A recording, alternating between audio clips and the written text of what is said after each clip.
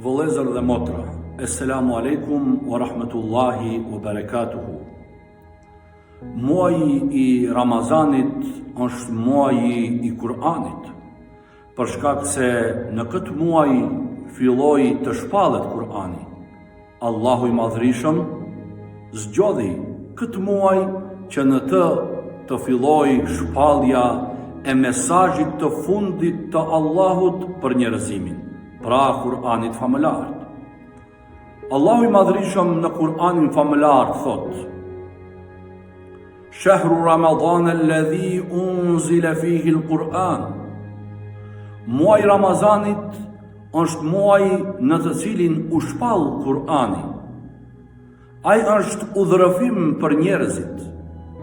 Ka argumente, dëshmi dhe tregues të qartë për rrugën e drejtë, si dhe është dallues i të vërtetës nga jo e vërteta. Pejgamberi i fundit i Allahut Muhammedi sallallahu alaihi wasallam, paqja dhe mëshira e Allahut qoftë mbi të, në veçanti në muajin e Ramazanit është shoqëruar me Kur'anin famëlar, edhe pse ai gjatë gjithë jetës së tij nuk është ndarë nga Kur'ani. Po jo vetëm kaq, bile në muajin e Ramazanit e ka përsëritur atë pjesë të Kur'anit që është shpallur me melekun i cili ka qenë i angazhuar për t'ia sjellur atij shpalljen e Zotit, pra me Xhibrilin alayhis salam, paqja e Zotit qoftë mbi të. I dërguari i Allahut Muhammedi, paqja dhe mëshira e Allahut qoftë mbi të, thotë se për çdo vit në muajin e Ramazanit e ka përsëritur Kur'anin me Xhibrilin, pra një herë. Kjo tregon se muaji i Ramazanit është muaji i Kur'anit, dhe ne duhet të mundohemi maksimalisht që në këtë muaj vend të veçantë në orarin ton dhe në agjendën ton ditore dhe po ashtu edhe të natës t'i vëmë apo t'i kushtojmë Kur'anit famëlar.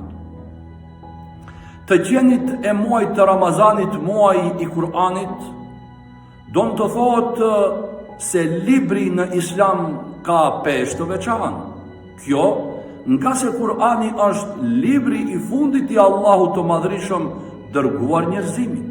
Pra, në një mënyrë, Ramazani është muaj i promovimit të librit, muaj i librit, muaj i shoqërimit me librin. Dhe këtë duhet ne ta bëjmë, pra, të shoqërohemi sa më tepër me librin. Ne duhet të mundohemi ta lexojmë Kur'anin në origjinal, pra në gjuhën në të cilën është shpallur. Allahu i Madhrishëm në Kur'anin famëlar thot: "Wa idha quriya al-Qur'anu fastami'u lahu wa ansitu la'allakum turhamun." Kur të lexohet Kur'ani, ju dëgjoni me vëmendje dhe heshtni, pra mos merreni me gjëra të tjera sepse lexohet Kur'ani, la'allakum turhamun, që të jeni të mëshiruar. Do të thotë dëgjimi me vëmendje i Kur'anit sjell mëshirë për njerëzimin. Pra, të jemi ne ata të cilët do të mëshirohemi duke dëgjuar Kur'an me vëmendje. Po ashtu, krahas dëgjimit të Kur'anit, nëse nuk dim ta lexojmë në gjuhën arabe, atëherë duhet ta lexojmë përkthimin e kuptimeve të mundshme të ajeteve kuranore, si dhe shpjegime të ajeteve kuranore në gjuhën shqipe. Dhe falë Zotit, të gjitha këto pra i kemi në duart tona. Të lexojmë Kur'anin famëlar, të përkthyer normalisht disa kuptime të ajeteve të tij të përkthyera pra në gjuhën shqipe.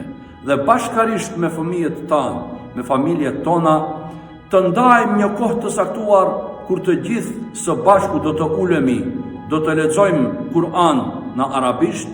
Nëse nuk dim të bëjmë këtë, atëherë së paku do të dëgjojmë Kur'an nga ndonjë lexues, ose pra nëse nuk mund të lexojmë në gjuhën arabe, atëherë do të caktojmë një kohë kur ne do të lexojmë prej përkthimeve të kuptimeve të ajeteve kuranore në gjuhën shqipe.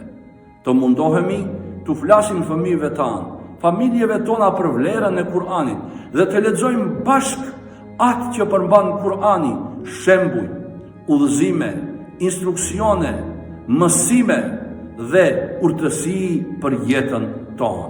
Ti mësojmë fëmijët tanë dhe familjet tona se zbukurimi më i madh për njeriu është Kur'ani famlar.